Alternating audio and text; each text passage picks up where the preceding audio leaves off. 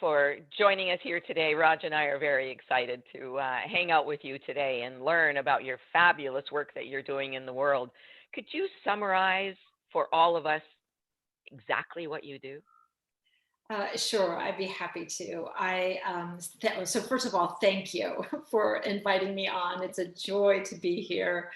I'm an author, a speaker, a guide for people's holistic transformations of their heart, their physical spaces, shedding those limiting beliefs and living quality lives. I passionately support people thriving in the ways that they want to thrive.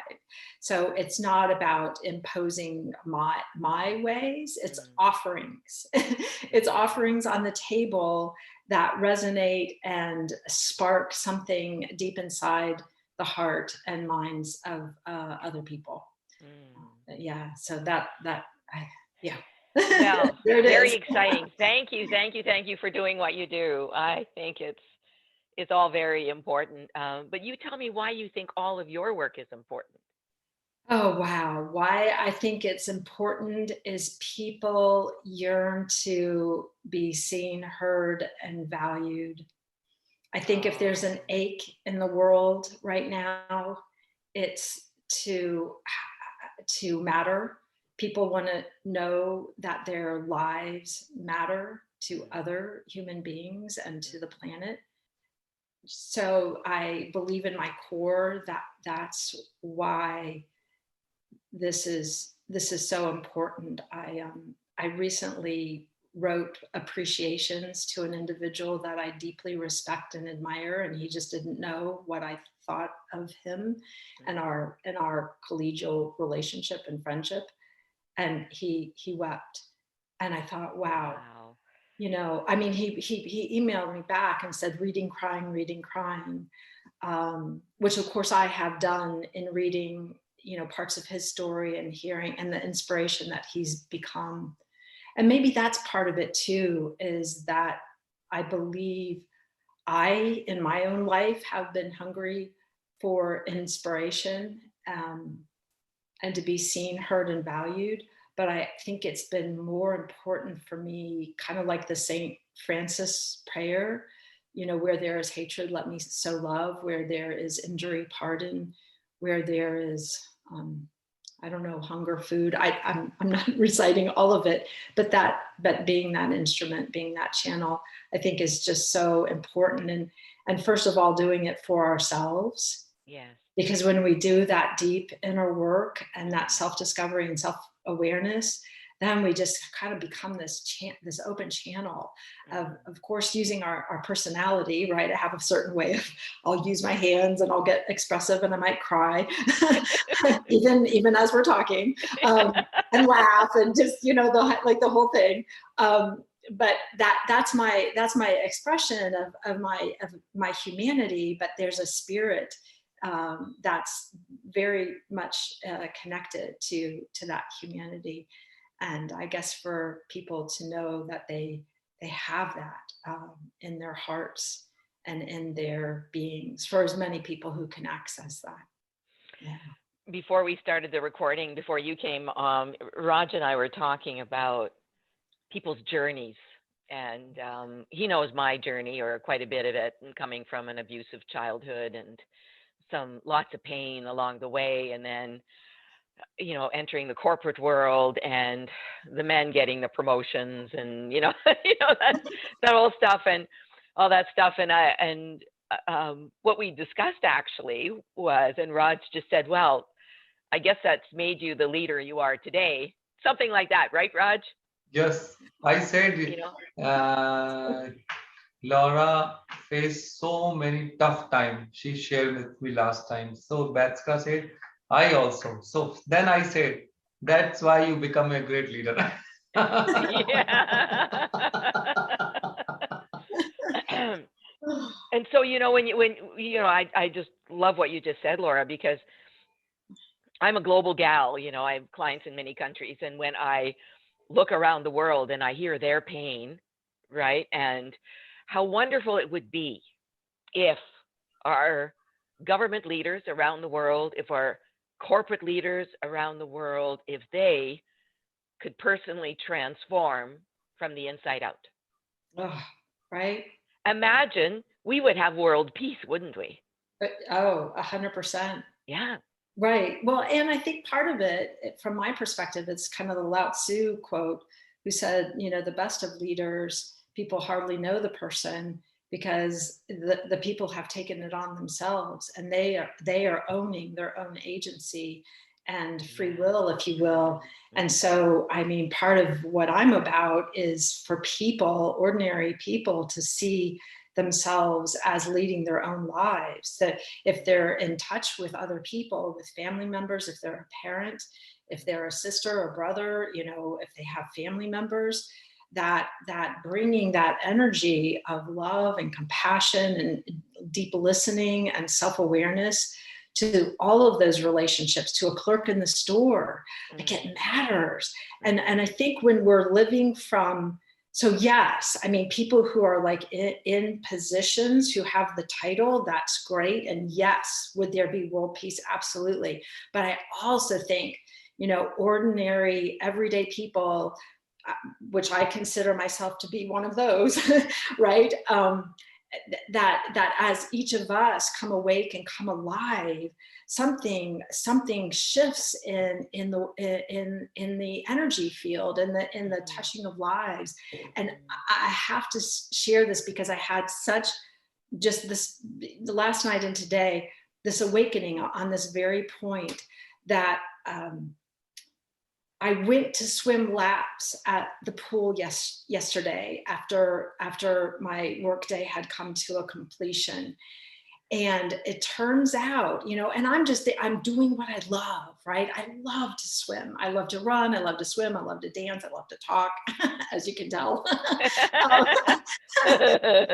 But I had no idea. So I'm in there swimming my laps, and I noticed, different bodies, and I'm weaving through the bodies because they're in the pool too, and there isn't a lap lane or anything, and it's all good, And as I'm getting ready to leave and I'm gathering my belongings, this woman strikes up a conversation, and she goes, "Oh, I must tell you that my daughter was watching you swim the entire time that you were in the pool, and she got so excited. She's been holding her nose, and she finally swam a whole lap across the pool without holding her nose." And I just am it's such an exciting day for her, and I want you to know. And she said there was a little moment that she swam beside you, and I just want you to know that you are an inspirational, wonderful swimmer. Look at that. Well, and so, right, so I celebrate this little girl who I don't even know her name, for the agency and the audacity and the courage to finally let go of her nose. And all I was doing is going to the pool, not paying a bit of attention. I'm just there thinking nobody's paying any attention to me. I'm just in here doing my thing, And it's like what I love. I'm doing something that I love. And so it's like that. Like I that's fulfilling to me. Well, what I'd like to ask you is I think is pretty precious. Some of our best work in the world comes from the light that we have, that we emanate, that comes off of our bodies. And when we opened the camera, your light was very strong, right? So, just being in that pool, your light, right? And I'm convinced that you have that light, inner light, which is shining outside in your aura because of all the transformational work you've had to do. Yeah. By the way, does that include a meditation practice, a spiritual practice of anything? So tell me, what do you do? What do you do? Okay, I dabbled, of course, and it always felt good afterwards, but I dabbled and then had kids and I'm chasing them and, but every time I went back to it, I was like, wow. But August 7th of 2014, my external life was just imploding. Every aspect was just going completely chaos, out of control. And then I committed. every day to a daily meditation practice. Mm. I now love the guided meditations offered by happen to be offered by Deepak Chopra, but I've also done silent meditation. I do legs over the chair pose and lay back. And I know some people sit, you know, I'm one of those, gosh, whatever helps you quiet the mind. Yeah. That practice. Wow. Because it's allowed me to cultivate the witness consciousness. And that part of me that's really quiet and is watching me and listening to me and listening to both of you right now and seeing you and staring at the little dot on my laptop, right? And then I walk away going, I was just talking to a piece of metal for, you know, but yeah, it's just, it's a phenomenal practice for me. I love it because it's, for me, it's not a begging the universe to deliver the goodies out of the vending machine of all my wants, yearnings, and and don't give me anything of what I don't want. Yeah. It's more like allow me to serve. How can I serve? How can I be in love and service today, and then quiet myself enough to then let my heart speak what's the next love inspired action. So often after I meditate, you know, all kinds of ideas pop through, they channel in on my runs and sometimes right after I swim. Oh yes, great benefits of meditation. Yeah, Raj and I are both meditators, so we get it. We get it. And I mean, this is you know, we're talking about personal transformation. I'd like to move the discussion now to clearly your work is about inspiring people to, you know, transform from the inside out as well. So how do you do that? Describe the techniques that you've developed or that you've learned, and are they in your books, for example? You know? Oh, yes. Many of the ideas are in my stories. They're embedded in the stories and in the suggestions. So in Let Go Courageously, they're actual specific suggestions. They're also the wisdoms that I've gleaned. I think one of the key ways is the deep listening. Paying rapt attention, especially with people who feel brave enough and safe enough to kind of start to share their deeper truths and that still small voice within. And what I'm doing is holding space and becoming a mirror. Okay, that you just spoke, did you feel your joy? Did you feel the excitement? Because I'm over here going, wow, when you're talking about that, you're lit up. And when you're talking about this other thing, not so much. I think the other way is deep, meaningful questions. You know, why are you here? Tell me about this artwork on your wall. Well, it gives me the creeps. Oh, well, why is it? Tell me more about why it's on your wall. Well, I think it's supposed to be there. I'm obligated. Really? It's your home. You know, so I think a lot of times I'm literally writing permission slips to people, giving them, encouraging them, inviting them to write permissions to themselves to take down the creepy artwork from the wall and put up something that deeply inspires them and makes them come alive, whatever that is. And so listening, I think it's listening deeply to that true voice, and then it helps that person hear themselves. Okay, got it. So are you doing one-on-one work? Are you doing group work? Do you do training? What? Yeah. Oh, great question. Yeah, I absolutely work one-on-one. In fact, I've got 2 clients right now that I'm working one-on-one and doing that kind of work of asking the question or just affirming, because they're just needing that sounding board of assurance, or offering different ideas and letting them grab a hold of the ones that resonate.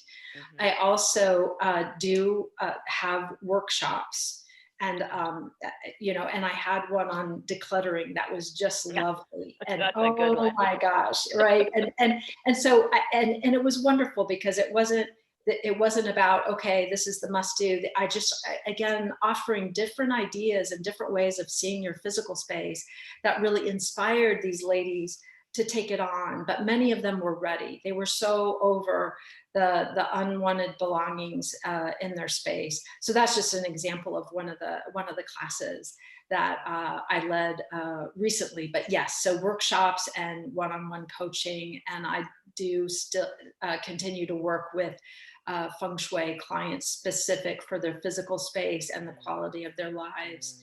And yeah, have a couple of those coming up too. So I have a feng shui story. We lived in Ottawa, Canada, or on the outskirts of Ottawa, Canada, our nation's capital. And I just started my business, and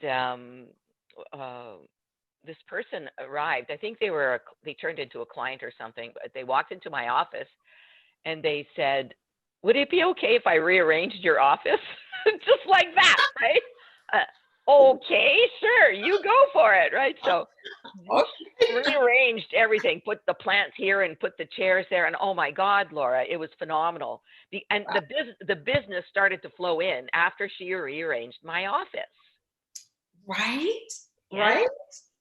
So Oh, well, and how brave of you to give permission, because I tend to want to leave people empowered with the wisdom so they can do it themselves. But good for you for being receptive and open and allowing. That's beautiful. She even had to go into our living room and dining room and get chairs to put them, you know, it's like I just said, go for it, just whatever you want, you know. Right? It was funny. My gosh. Yeah. But you know, and it's so fascinating because what we're talking about here is mind, body, spirit, you know, the whole how physical is so important for the intellectual and spiritual transformation, right? Oh, Yeah. completely. They all work together. And wherever you want to start, if you want to start with your limiting beliefs, because you're like, wow, why do I keep thinking the same thought over and over again? That really makes me feel like crud. You know, and it's like, oh, well, let's start there. Why do you? You know, and maybe you don't have to. And what's an action that you can take, and what's something that you can release, because a lot of this, as you know, is about letting go. Right? It's about letting go and letting go of limiting beliefs, letting go of emotional hurts, letting go of a physical object that you're tripping over every day, or it's slicing your shin. You know, like, why would you have a piece of furniture that's damaging physical bodies of the people in your home? Yeah. Because some furniture is visually beautiful, right? But it's not designed for the comfort and safety of the human body.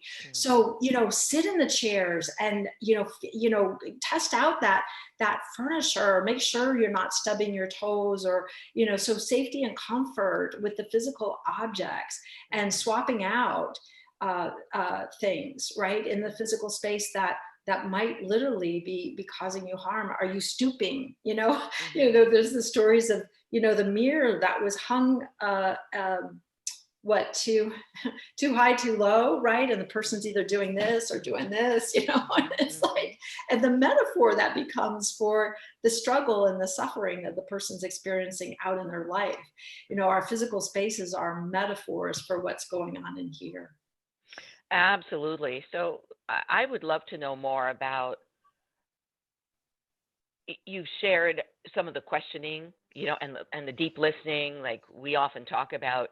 I love the Chinese verb to listen. When you see it in characters, we listen with our ears, our eyes, our hearts, and with undivided attention, right?